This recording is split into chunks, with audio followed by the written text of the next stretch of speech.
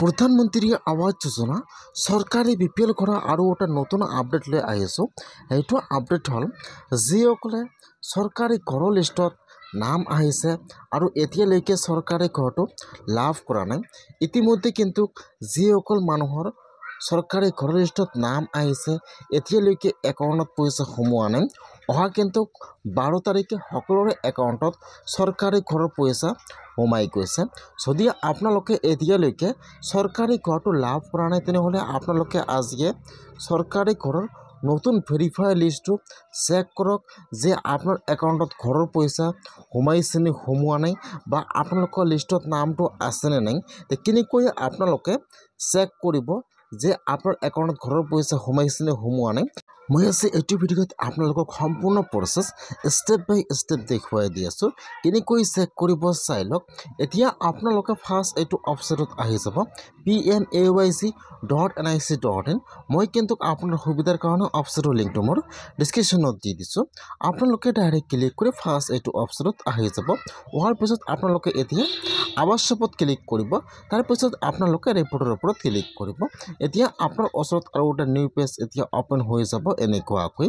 এতিয়া আপোনালোকে অলপমান তলত আহি যাব আৰু তলত আহি যাব। ইয়াত চাব, ইয়াত যিটো এপ নম্বৰ অপশ্যন দিয়া আছে, ইয়াত যিটো এপৰ 9 নম্বৰ অপশ্যন দিয়া আছে FTO ট্ৰানজেকশ্যন ছামাৰী ইনষ্টলমেণ্ট উইথ। এতিয়া আপোনালোকে এপৰ 9 নম্বৰ অপশ্যনৰ ওপৰত ক্লিক কৰিব FTO ট্ৰানজেকশ্যন ছামাৰী। যেতিয়া আপোনালোকে সেইটো অপশ্যনৰ ওপৰত ক্লিক কৰিব এতিয়া কিন্তু আপোনাৰ ওচৰত আৰু এটা নিউ পেজ এতিয়া অপেন হৈ যাব এনেকুৱাকৈ। এতিয়া আপোনালোকে ইয়াত চাব, ইয়াত অলৰেডি ফাইনেন্সিয়েল ইয়াৰ দিয়া আছে, প্ৰধানমন্ত্ৰী আৱাস যোজনা গ্ৰামীণ দিয়া আছে, ইয়াত সকলো দিয়া আছে। আপোনালোকে অলপমান তলত আহি যাব, ইয়াত চাব দিয়া আছে অল ষ্টেট। এইটো অপশ্যনৰ ওপৰত ক্লিক কৰিব। ফাৰ্ষ্ট আপোনালোকে ইয়াত আপোনাৰ ষ্টেট নাম ছিলেক্ট কৰি লৈ ল'ব আছাম। তাৰপিছত ইয়াত আপোনাৰ ডিষ্ট্ৰিক্টৰ নামটো ছিলেক্ট কৰি লৈ ল'ব। তাৰপিছত যিটো আপোনাৰ ব্লকৰ নাম আছে ইয়াত আপোনাৰ ব্লকৰ নামটো ছিলেক্ট কৰি লৈ ল'ব। ইয়াত চাব কেপচা দিয়া আছে। এতিয়া আপোনালোকে ইয়াত ফাৰ্ষ্ট কেপচাটো বহাই নিদিব। এতিয়া আপোনালোকে অলপমান তলত ইয়াত চাব, ইয়াত দুটা ফিল্টাৰ দিয়া আছে। 1 নম্বৰ চিলেক্টত ক্লিক কৰিব। ইয়াত চাব ইয়াত দুটা ফিল্টাৰ দিয়া আছে। ফাৰ্ষ্ট আপোনালোকে চিলেক্টত ক্লিক কৰিব। ইয়াত সেইটো অপশ্যন অপেন হৈ যাব। অলপমান তলত আহি যাব, ইয়াত চাব দিয়া আছে FTO send to bank for.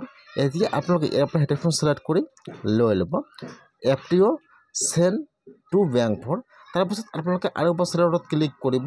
এতিয়া আপোনালোকে কোনটো কিস্তি লাভ কৰা নাই ইয়াত নম্বৰটো চিলেক্ট কৰি লৈ ল'ব। মই যদি 1 নম্বৰটো পোৱা নাই মই চিলেক্ট কৰি লৈছোঁ 1 নম্বৰটো। এতিয়া আপোনালোকে ইয়াত কেপচাটো বহাই দিব। কেপচাটো বহাই দি আপোনালোকে এতিয়া ছাবমিটৰ ওপৰত ক্লিক কৰিব। যেতিয়া আপোনালোকে কেপচাটো বহাই দি ছাবমিটৰ ওপৰত ক্লিক কৰিব এতিয়া কিন্তু ইয়াত আপোনাৰ FTO নম্বৰটো শ্ব' কৰিব। ইয়াত ফাৰ্ষ্ট আহি যাব ডিষ্ট্ৰিক্টৰ নাম, ব্লকৰ নাম, তাৰপিছত ইয়াত আপোনাৰ FTO নম্বৰটো শ্ব' কৰিব।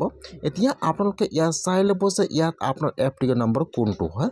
যদি আপোনালোকে আপোনাৰ FTO নম্বৰ নাজানে কেনেকৈ আপোনালোকে আপোনাৰ FTO নম্বৰ চেক কৰিব নেক্সট ভিডিঅ'ত দেখুৱাই দিম। এতিয়া আপোনালোকে ইয়াত চাই ল'ব যে ইয়াত আপোনাৰ FTO নম্বৰ কোনটো হয়। ইয়াত যিটো আপোনাৰ FTO নম্বৰ হয় এতিয়া আপোনালোকে আপোনাৰ FTO নম্বৰৰ ওপৰত ক্লিক কৰিব। এতিয়া কিন্তু আপোনাৰ ওচৰত ইয়াত আপোনাৰ ডিটেইলছটো অপেন হৈ যাব। ফাৰ্ষ্ট আহি যাব আপোনাৰ পঞ্চায়ত নাম, ব্লকৰ নাম, ভিলেজৰ নাম, ইয়াত আহি যাব আপোনাৰ ঘৰৰ ৰেজিষ্ট্ৰেশ্যন ID নম্বৰ আহি যাব।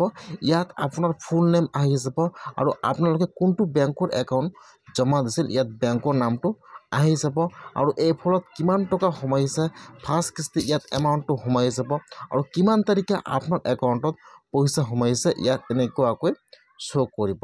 ইয়াত চাব, ইয়াত আপোনাৰ ঘৰৰ ৰেজিষ্ট্ৰেশ্যন ID নম্বৰ দিয়া আছে।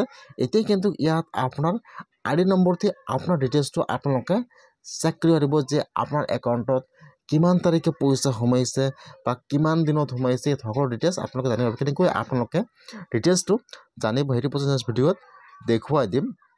যদি আপোনালোকে এতিয়ালৈকে চৰকাৰী ঘৰটো লাভ কৰা নাই তেনেহ'লে আপোনালোকে এনেকুৱাকৈ চৰকাৰী ঘৰৰ লিষ্টটো চাই লওক আৰু ফাৰ্ষ্ট কিস্তিটো এনেকুৱাকৈ আপোনালোকে চেক কৰক আপোনাৰ নিজৰ মোবাইলৰ পৰা।